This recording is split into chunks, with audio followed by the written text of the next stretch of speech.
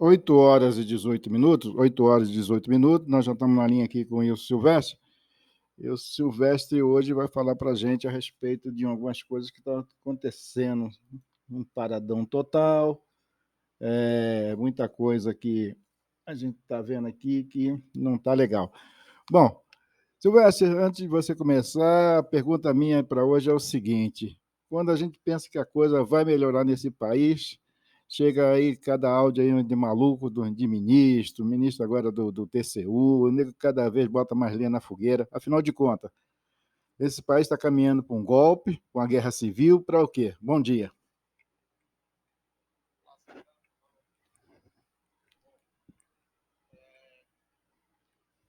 Golpe é uma conjuntura internacional, Aí. populares e Forças Armadas. As Forças Armadas torcem o nariz da palavra golpe. Primeiro, porque a massa que está manifestando aí representa o sentimento da metade de quem perdeu a eleição, mas o grande problema hoje não é o Lula assumir isso, já está a ponto pacífico. O grande problema hoje está virado para a Suprema Corte e os tribunais de contas. Essa entrada em cena do Tribunal de Contas da União foi o trem mais desastroso que podia ter acontecido no mundo. Foi exatamente esse ativismo aí é que acirrou os ânimos, junto com Alexandre de Moraes, que bloqueou as contas aí das principais empresas do país de transporte, aí paralisa mesmo, não tem jeito. Vai para onde? Aí eu estava lendo agora, me parece que a gente vai ter problemas em várias regiões do país com problema de gás e combustível, por conta da paralisação. E isso não foi provocado aí pela só a vitória do Lula. A vitória do Lula é ponto pacífico. E seja, não importa que o Lula ganhou um voto de diferença. O que importa constitucionalmente, ele é o vitorioso. Agora, junta a turma do Lula, junta Tribunal de Contas da União e o Alexandre de Moraes, aí, meu filho, não há crise que aguenta um país desse. Aí, o que está acontecendo? Os capitais, os investidores estão indo embora, porque não vê confiança no país. E cada declaração do Lula é mais uma fuga. Aí tá difícil. Golpe não vai ter, mas vai ficar essa balbúrdia aí, que a gente não sabe o que vai acontecer. O Lula, ao invés de dar uma de estadista, parece que está demente, uma hora ele fala uma coisa, outra hora ele fala outra, está totalmente desconectado aí da realidade, do que é o mundo atual. Então, aí, ele tinha feito um discurso de que ele não era candidato do PT, e sim de uma frente. Agora, o PT abocanhou todo, quer levar 80% dos ministérios, principais ministérios, quer deixar o povo de fora. Aí, amigo, quem apostou no Lula se frustrou. Aquele anti-bolsonarismo, que não era Lula, mas precisava do Lula, assim como precisaram do Bolsonaro para tirar o PT da linha de frente, está acontecendo a mesma coisa. Antes de tomar posse, eu nunca imaginei que um dia os jornalões iam escrever editoriais criticando o Lula. Nem imaginava, nem sonho imaginava uma coisa dessa. Está acontecendo. Ou seja, a elite brasileira percebeu que não deve dar um cheque em branco para o Lula. E o que é que acontece ao sinalizar isso? Significa que o Congresso vai continuar dando as cartas. Por exemplo, esse fura-teto aí não vai sair do jeito que o PT quer. Vai ser 4 anos, porque daqui eles querem para 4 anos, o Congresso só vai aprovar 1 ano. Porque senão o Congresso fica refém do PT. E é exatamente isso que eles não querem. Então, eu conversei ontem com senadores, conversei com deputados federais, conversei, inclusive, com o principal aliado do relator dessa PEC. Então, assim, tem muita coisa acontecendo no bastidor que a patulé do andar de baixo ainda não percebeu. Eu entro nessas redes sociais aí, meu Deus do céu, cada bobagem. É lulista de um lado, bolsonarista do outro, mas que trem mais idiota, não sabe o que está acontecendo no mundo. Ah, não. Deus me livre. Mas é isso. Bom, então, golpe, esquece. Não, Não tudo vai ter bem. golpe. Lula, presidente, sim, eleito presidente. Como vai governar, aí é outros 500. Mas, por enquanto, não está tudo no terreno da especulação, porque até agora Lula não definiu nenhum ministro, nada, zero. Está todo mundo se autodeclarando, cada um Não, querendo pegar uma ele coisa. queria deixar a coisa correr. Não, espera aí, ele queria deixar a coisa correr solta para ver se ele impunha o que ele gostaria. Só que a reação da sociedade foi muito grande. O Lula está assustado com a reação que principalmente a elite brasileira teve em relação à vitória dele. Até os aliados banqueiros que estão lá na comissão de transição ficaram assustados. Então, assim, porque são bilhões se tiver um crash, se o país tiver que emitir dinheiro e a inflação aumentar e o juro, meu filho, não tenha dúvida, quem vai sofrer é a pobreza. Não tem bolsa miséria que dá conta. Não tem. Será que é uma questão de lógica? Porque o Brasil não é Venezuela. Não é Venezuela, é um país de área continental. É o terceiro país, maior país do planeta. Mas não significa que o setor produtivo, nós não temos nem poupança, amigo. Nem poupança nós não temos para poder investir, até para fazer estrada. Tudo vai depender da iniciativa privada. Tudo vai depender dos investimentos externos. Só que o investimento externo, eu acompanho bolsa todos os dias, amigo. Está ladeira abaixo, todos os dias, só fuga de capitais. E tenta consertar de um lado, um furo do outro. O Geraldo Alckmin, que é o coordenador, parecendo aquelas birutas de aeroporto, aqueles bonecos de posto de gasolina.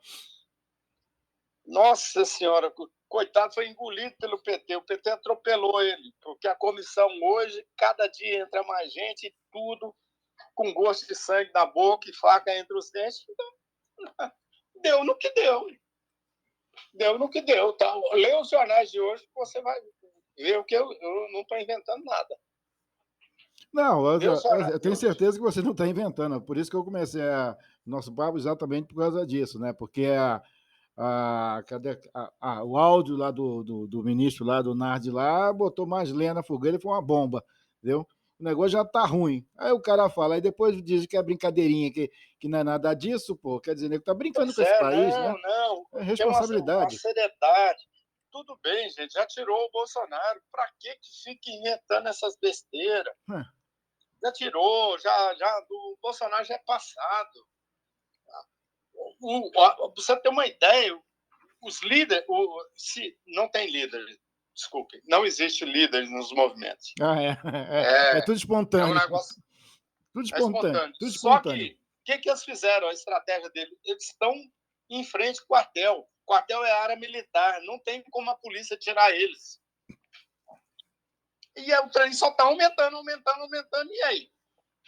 E aí? Uma hora vai E explodir. agora? O idiota ainda faz uma declaração dessa.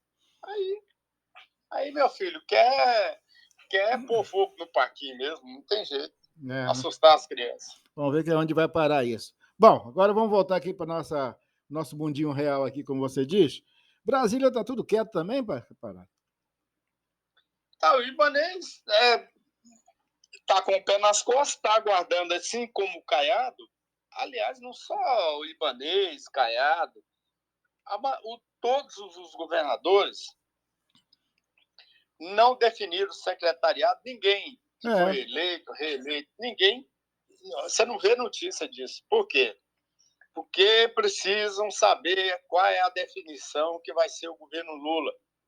A partir do governo Lula, presta atenção no que eu estou dizendo, a partir do que vai ser o governo Lula, é que os governadores vão escolher o seu secretariado estratégico, vai dialogar com o governo federal, porque assim que o Lula assumir, todo mundo vai correr lá com o pires na mão, porque está todo mundo com a água no queixo.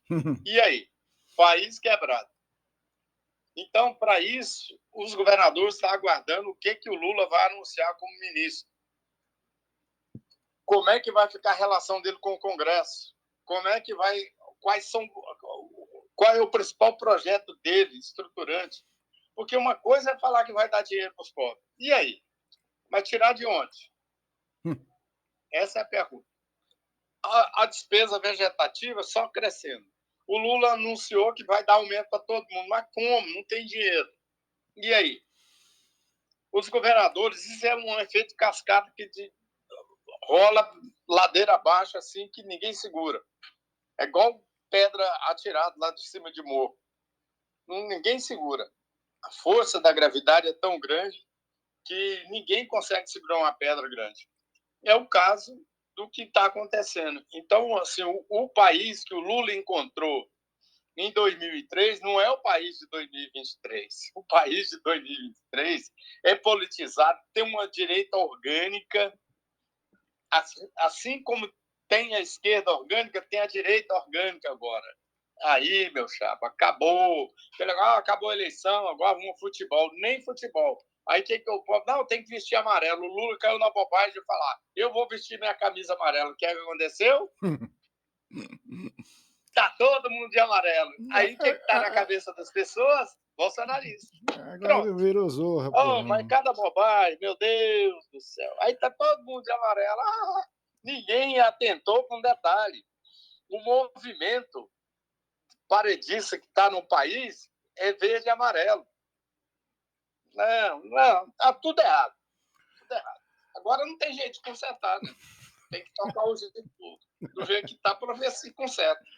É trocar o carro, é trocar o pneu furado com o carro em movimento. O problema todo é o seguinte, né? Que o verde e amarelo não é de um partido, né? É do Brasil, pô. Isso aí sempre foi tradição nossa, pô, entendeu? E agora virou bagunça também. Aí, meu Deus do céu, aí você fica doido, pô. Né? Ele não sabe mais não, o que. Né?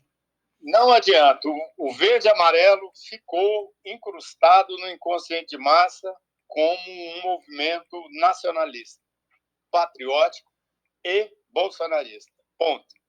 Não adianta, sociólogo, está todo mundo falando, não adianta.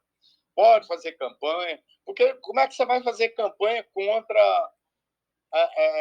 como é que você vai fazer campanha contra os símbolos brasileiros? É. Não tem jeito.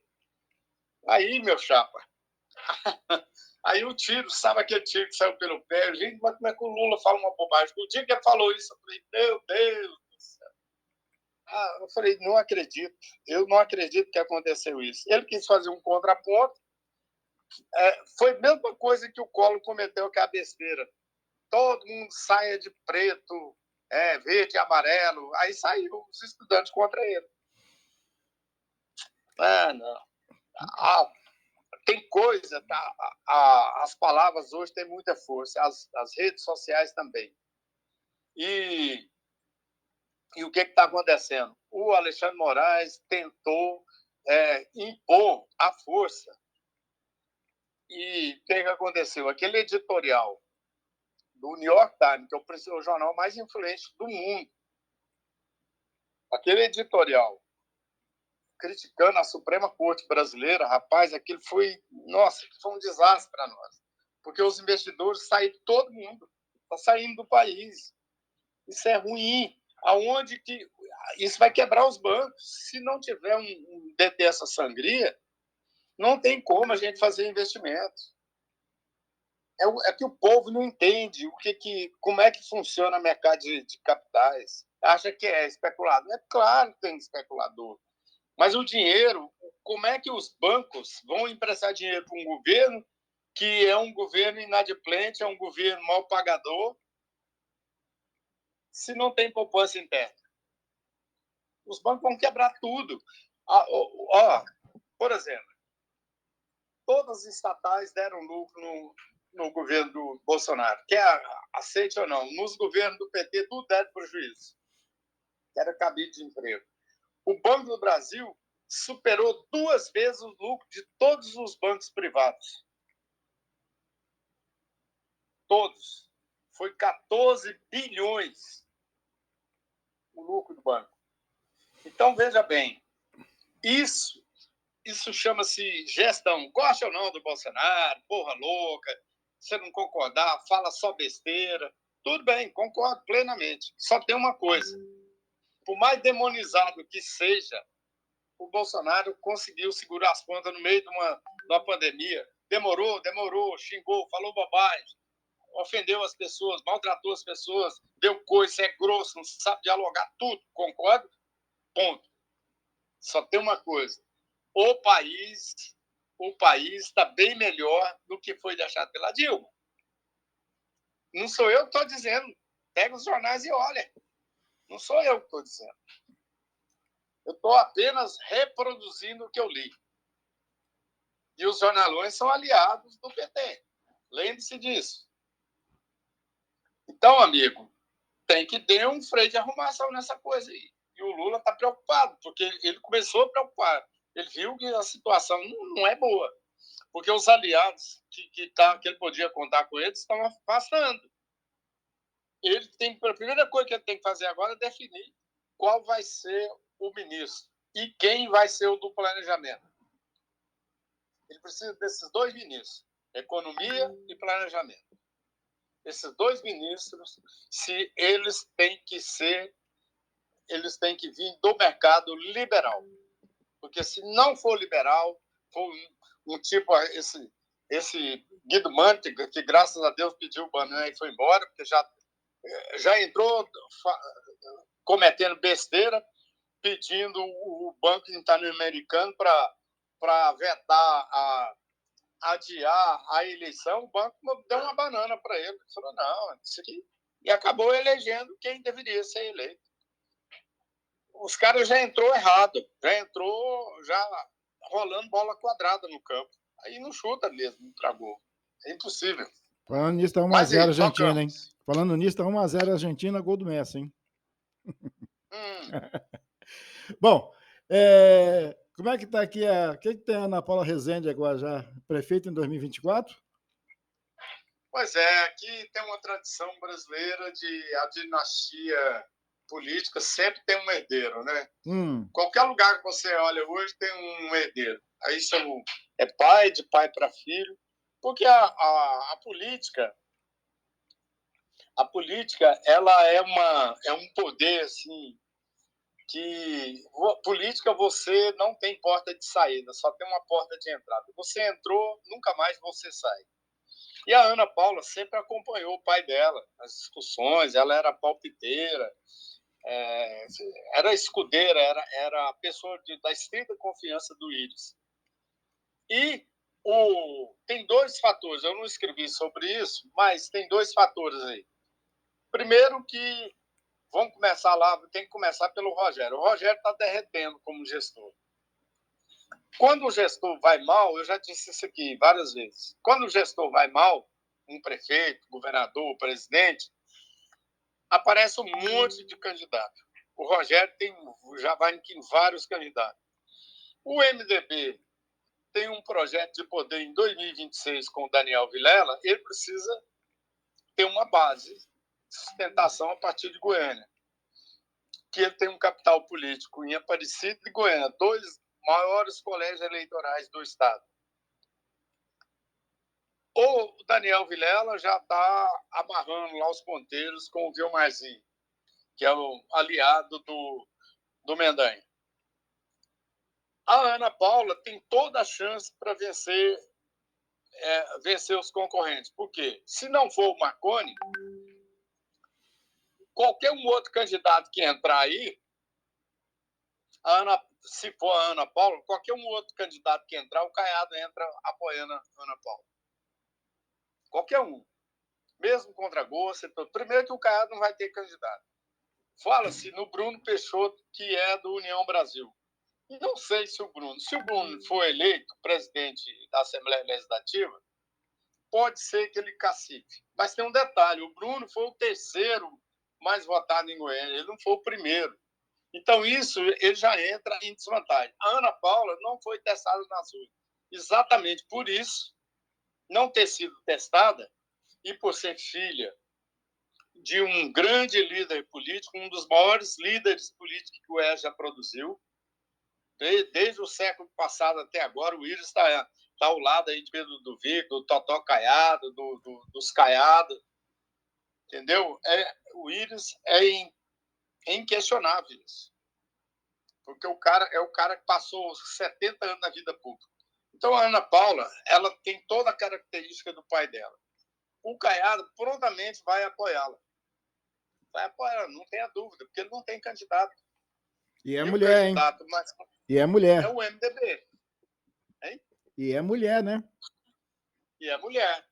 E outra coisa, o Rogério está resgatando tudo quanto é político que estava soterrado aí. Foi a mesma coisa que o Pedro Wilson fez com o Willis. O Willis estava morto, o Pedro Wilson foi lá, cortou os pulsos, chegou no sarcófago, jogou sangue, falou para o Willis, levanta, Willis.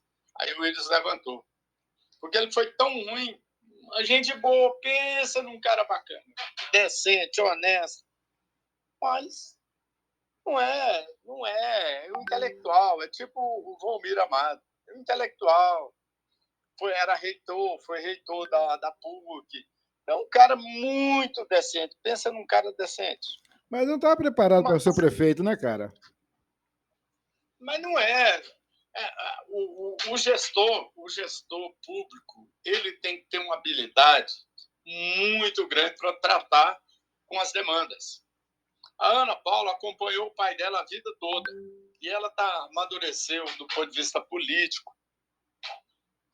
Eu acredito que ela vai ser um páreo duro. Se ela topar realmente, ela vai ser um páreo duro. Porque o que é que aconteceu? Eu vou falar nos bastidores aqui, que não está na coluna, eu não pude escrever isso. Mas o Daniel Vilela queria o Paulo Ortegal, escudeiro fiel do Íris. Aí eu soube que o Caiado mandou um recado, né, Cássio? A Ana Paula ele topa. Aí lançaram a Ana Paula. É isso. Aqui os bastidores contam tudo. Essa é o fato verdadeiro. Tudo começa nos bastidores, amigo. Eu não posso escrever, mas aqui eu posso falar. Tudo começa nos bastidores, pô. Os bastidores que é o cerne da coisa. Esse é o cenário que está posto em Goiânia. Então, a Ana Paula entrou na corrida aí como franca favorita. Por enquanto. Vamos ver, pode ser que se aparecer o Marconi aí complexo.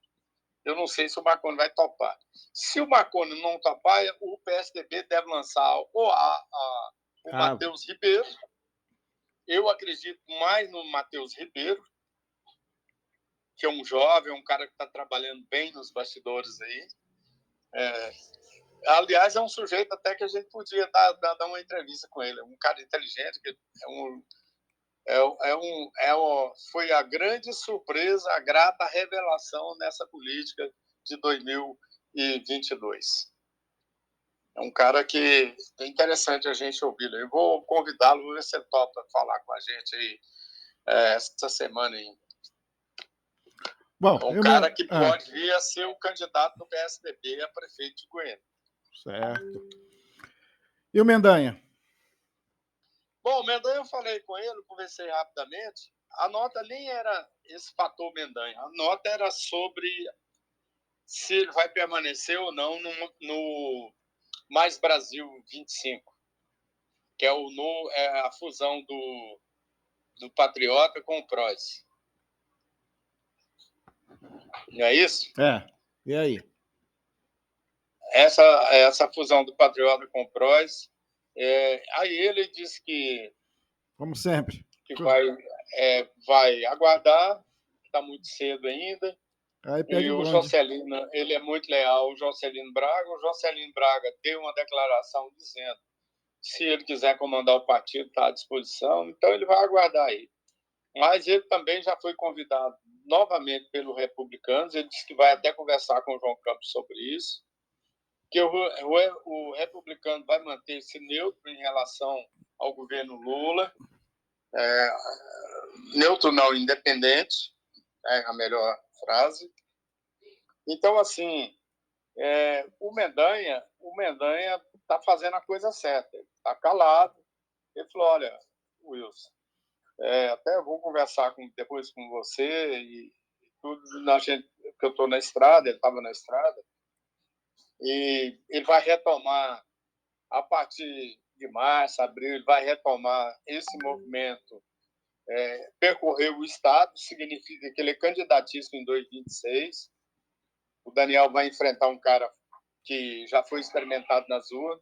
Então, tem um cenário novo aí sendo construído agora profissionalmente. Ele aprendeu com os erros. É isso. E Bom, tem o Marconi Perillo também, que deve... Marconi Perillo deve...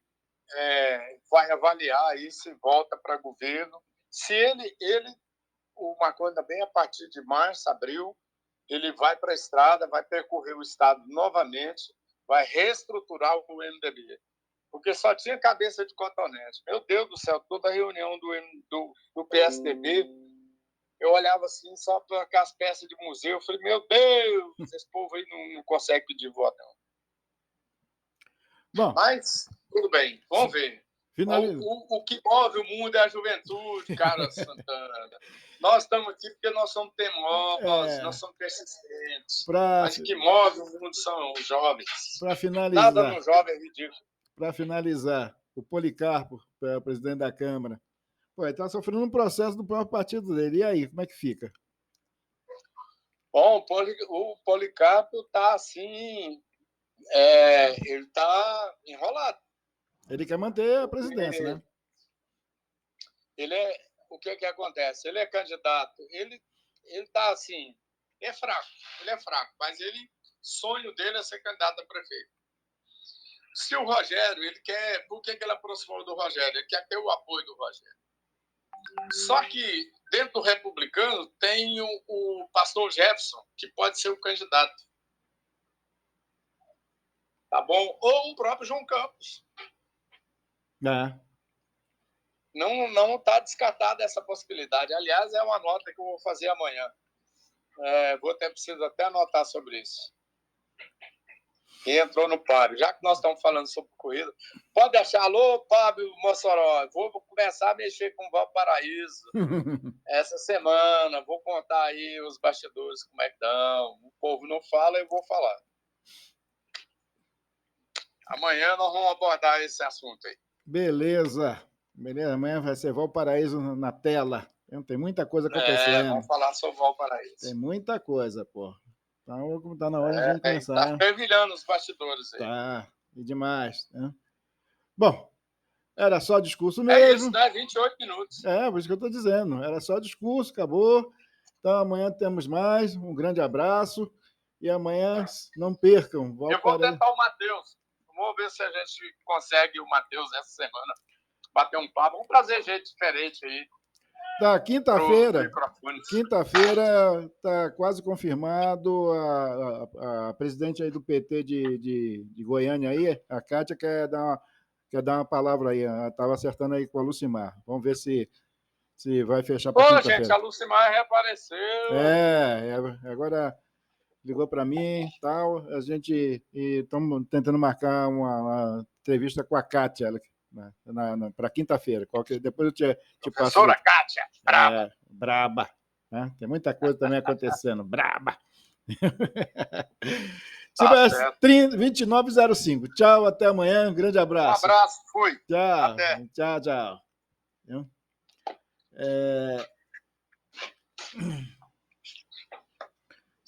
É 8. Cadê? Vamos fechar aqui.